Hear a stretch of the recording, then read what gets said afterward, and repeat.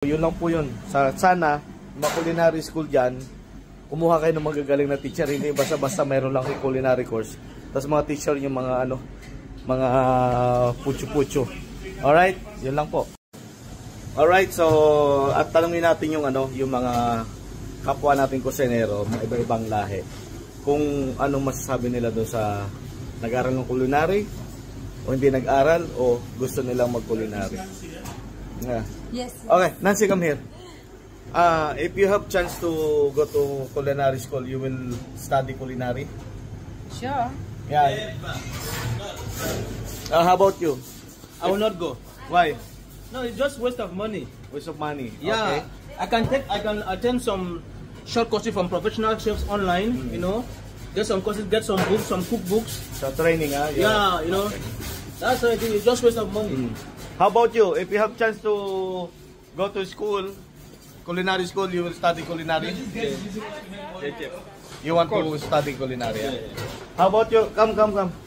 Ano, ikaw masasabi mo? Gusto mo mag-culinary o hindi na? Eh syempre po, iba yung nakapag-aral kasi foundation yun. Oo. Iba yung matututunan mo sa experience, iba yung sa on the books. At saka diploma, kailangan talaga natin yung diploma. Kasi Sabihin ikaw ba kung may anak ka, ayaw mo sa anak mo, huwag ka na mag-aral, ka na lang, magtrabaho ka na lang. Diba? Yun. Mayaman, mag-explain din ako ng sarili. Jo, marali ka. Kung ikaw bibigyan ng chance na mag-aral ng culinary, mag-aaral ka? Siyempre. Oh, bakit? Bakit? Para matuto sa mga gawain kusina. Para makapag luto. Luto-luto lang, yun lang. Lahat na. Para matuto lahat. Okay. Speed. If you have chance to go to culinary school, you will study culinary? Yes. You want to go to school, culinary school? Yes, if I have the chance. Yeah. Culinary school or without culinary school?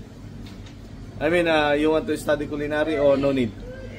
There is need. You need, huh? Because I want to learn more. You like to learn more. Okay, because in culinary, they will teach everything, you know. In experience, sometimes you spend 2 years in Japanese, but only this Japanese. But in culinary, it will, you know, they will teach all, yeah? Yes, sir. Okay. Come here, Ali. This is Ali. So, if you have chance to go to culinary school, you will study culinary? Definitely, chef. What? Why? Because there is a lot to learn in the kitchen. Learning never stops. Ah, yes. Yes, sir. So, learning never stop. Yeah. So, yan ang yung mga staff ko dito sa kusina. Yan yung mga comment nila, okay? Ito yan, explanation ko. Mag-aral o hindi na mag-aral, magtrabaho na lang sa kusina. Ako, matagal na ako sa kusina, 21 years. Hindi naman natatapos yung learning sa pagkatrabaho lang. Nag-aaral pa rin, marami akong naging estudyante ng mga head chef na matataas na yung position, no? Kasi kailangan nila yung diploma din. Okay, dahil pupunta sila sa Canada. Yung iba nasa Canada na, to be honest. Kasi additional points yun, yung may diploma ka. O kasi ako dati, inoperan din ako ng Canada eh. Hiningan ako ng mga diploma. Kung hindi ako graduate ng so, ang baba ng points. Mahirap kunin yung isang pangarap kapag kulang-kulang ka sa requirements. Okay? So, isang requirements mo yung pag-aaral, kung ano man course. Ako, graduate ako ng 4 years course sa Philippine Christian University. Tapos, nagtrabaho ako. Tapos, nag-aral ako ng culinary. Tapos, nag-aral ako ng baking. 6 months din, pati baking, ha.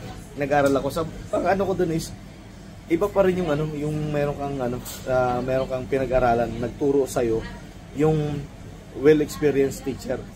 Alright, hindi naman pag pumasok ko sa kusina, lahat ng section, aaralin ko for phase 3. Kunyari, nasa ako, sa whole day breakfast ako. Gusto ko mag-Asian, gusto matuto ng Japanese, gusto matuto ng Chinese. So, sa paanong paraan, kailangan mo mag-aral. Alright, so